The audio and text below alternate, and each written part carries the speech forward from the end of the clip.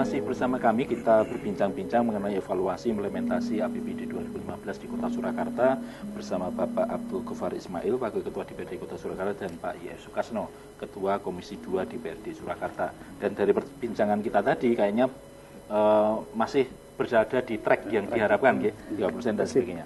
Nah ini nyuwun perso karena terkait tadi ada keunikan dari tahun ini. Nanti akan ada pemilu kada kepala daerah di pertengahan itu, dan berarti harus ada budget khusus untuk penyelenggaraan itu yang sebenarnya tidak ada. Kemudian yang kedua, kemarin sempat ada tragedi Pasar Klewer, itu kan berarti kan sesuatu yang tidak terduga dan mungkin akan mempengaruhi implementasi ini. Mungkin bisa dijelaskan Pak Ghaffar dulu sebelumnya kita Pak Kasno aja. Jadi Wali Kota Surakarta itu akan berakhir masa jabatan adalah 28 Juli. Karena dulu dilantik 28 Juli, sehingga pasca itu ada penjabat ya. Penjabat. Jangan keliru, jangan pakai baru. Penjabat. Nah ini memang kemarin dari DPRD dan pemerintah kota harapannya untuk perubahan itu bisa agak dimajukan sehingga dibahas oleh wali kota definitif. Jadi nanti 2015 itu memang utuh yang merencanakan, dan yang ini adalah Pak Wali Kota definitif.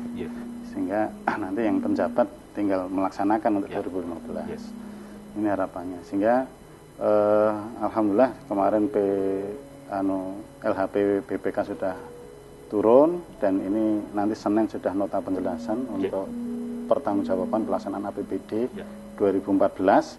Nah, nanti di tengah-tengah itu nampaknya pemerintah kota akan mengajukan KUPA PPAS. KUPA PPAS. Ya, minimal nanti KUPA PPAS selesai. Tapi kalau syukur nanti sebelum 28 Juli APBD perubahan APBD sudah diketok. Ini sudah semangat kita bersama untuk ini ya. Karena kita masih belum tahu makhluk penjabat itu nanti seperti apa kewenangannya, ini yang kita masih tanda tanya. Dan yang mana dan siapa?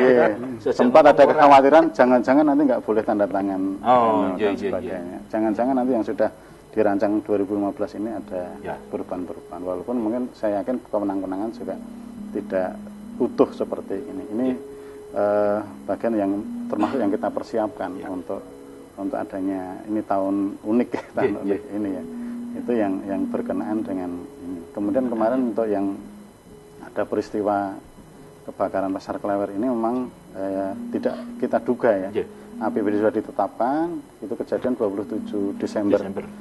Tapi memang ada di peraturan di Permendagri itu ada Permendagri 37 2014 itu juga ada peluang untuk mengatasi hal-hal yang darurat dan mendesak gitu ya. Juga di perda kita tentang APBD juga sudah dimasukkan di sana tentang keadaan darurat. Termasuk sudah ada anggaran cadangannya. Anggaran cadangannya kemarin 4 miliar. Itu digunakan untuk yang benar-benar masa darurat yang tagana ya. Tanggap darurat bencana itu yang tapi yang karena ini kebetulan untuk pasar darurat ini butuh dana yang besar, itu ternyata juga kalau kita lihat di aturan itu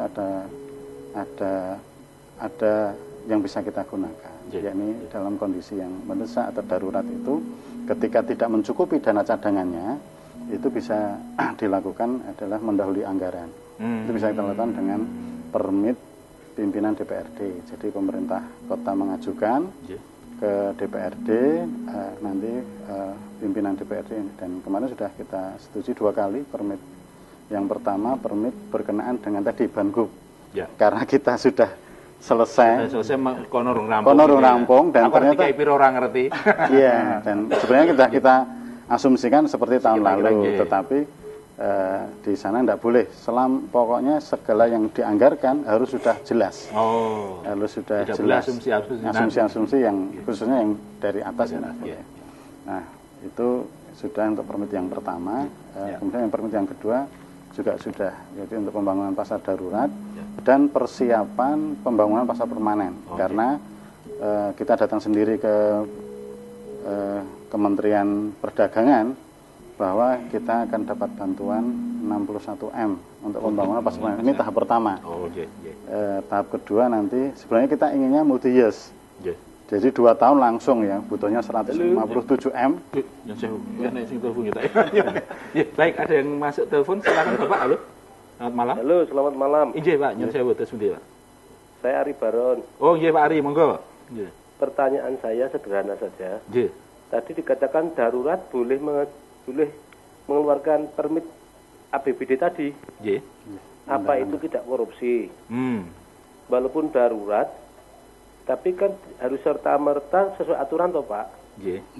Kekhawatiran kita, kasus pembuatan pagar balik kota, yang itu juga anggarannya dibayar kemudian, atau bahasa kerennya nalangi sih. Oh, nggih. Nah, apa ini tidak termasuk nalangi Pak? Nggih. Kasihan panjenengan semua nanti digiring no. Bisa menjadi terdakwa kasus korupsi di Solo jilid sekian. Terima kasih. Pak Terun, Pak Ari ya. Langsung berespon? Enggak, Pak Ari. Iya. Jadi kita juga sangat berhati-hati dalam kondisi darurat ini, dan semuanya di Permen 37 ada itu. Ada. Permen 37 itu langsung petunjuk, pedoman. Pager niku ora darurat. Perencanaan. Perencanaan APBD 2015 itu sudah ada petunjuk pedomannya. Dan di Perda kita sudah kita nukil itu yang dari Permendagri itu berkenaan kondisi darurat.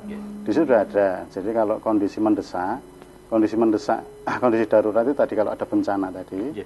Kemudian kalau kondisi mendesak itu adalah kondisi di mana ketika tidak dianggarkan, pemerintah kota atau masyarakat itu mengalami kerugian yang sangat besar. Seperti kalau bencana jelas ya, dan itu darurat, pasarnya adalah pasar darurat, bukan pasar permanen, bukan tembok dan sebagainya. Letaknya saja di alun-alun dan pasarnya memang pasar darurat. Memang anggarannya juga cukup lumayan karena memang ini pedagang kain dan sebagainya yang harus bersih, harus tidak ini, maka agak naik gitu ya, dan dari besi dan sebagainya itu ada. Kemudian yang mendesak itu ketika kita dapat bantuan dari APBN perubahan ya, itu sekitar 61 M itu ketika kita diminta untuk persiapannya, penghapusan pasar Klewer yang bangunan itu, kemudian kita buat DED-nya dan sebagainya, itu kan bagian-bagian yang untuk persiapan nanti 61 M itu, termasuk konsultan perencana dan sebagainya itu. Dan itu ketika ini tidak dianggarkan, itu ya berarti kita rugi. 61 M kita nggak hilang, berarti kita masyarakat Kota Surakarta ini rugi. Ini ada di Permen Pak Ari, jadi kita sudah konsultasi ke BPK, konsultasi ke Kemendagri, ya doakan saja, semoga saja. Ya kita berharap siapa sih yang ingin kena paku gitu ya. Tapi kita sudah berusaha berhati-hati sekali. Kita timbang-timbang, kita minta saran dari fraksi-fraksi, kita minta saran dari ini semuanya, dan benar-benar kita sudah konsultasi ke ini, termasuk ke BPK, dan ada itu saran tertulisnya dari BPK. Oh, nanti tiga gaman toh. Jadi ada 3 kriteria ada tanggap darurat, banjir, wud, jam 2 bengi do luwe. Nah, dinas sosial tuku sego kucing sak Solo kumpulne niku ora perlu lelang. Niku namanya tanggap darurat. Contoh niku. Ini tanggap darurat kan wanek ngenteni gawe SK dulu umpamane ngoten niku tanggap darurat. Lalu ada kondisi darurat. Nggih, kondisi darurat mongso wis padang jembatane kok ilang umpamane kudu kek sesek dan sebagainya. Terus ada yang satu tadi, mendesak. Terus itu kalau tidak dilakukan malah menimbulkan kerugian yang lebih besar. Operasi untuk swita sisi miliar itu bangun pasar. Niku tadi ada 3 niku. Lah, apa sing bisa masuk kategori itu lah dipirsani mawon. Nek tadi Pak Ari contohnya pager. Nah, pager niku ora mlebu telu-telu niku mboten mlebu. Mboten darurat. Pun niku kudu direncanakan, anggaran sakmene terus dilelang, ditawar dan sebagainya. Nah niku njikuk sing duit darurat ya pun kena diketat. Termasuk itu ya. Misalnya ya, jembatan hilang. Kemudian bangun jembatannya permanen itu juga tidak termasuk darurat. Oh, tidak termasuk darurat. Yang masuk darurat adalah sesek. Termasuk ini kan kita makanya tidak kita nganggarkan yang permanen, tapi yang tadi yang darurat yang sementara tadi. Ini jadi itu yang masuk di kategori yang boleh dibolehkan. Tapi kita sudah berusaha untuk mengikuti aturan, sudah kita konsultasikan ke kementerian, bahkan ke BPK untuk ini, dan kita juga sudah lihat Pemkot ada balasan tertulis dari BPKP, sehingga harapannya ini semuanya bisa masyarakat juga bisa lancar, segera ekonominya ini, karena ini juga bagi kita di PAD Kota Surakarta juga penting.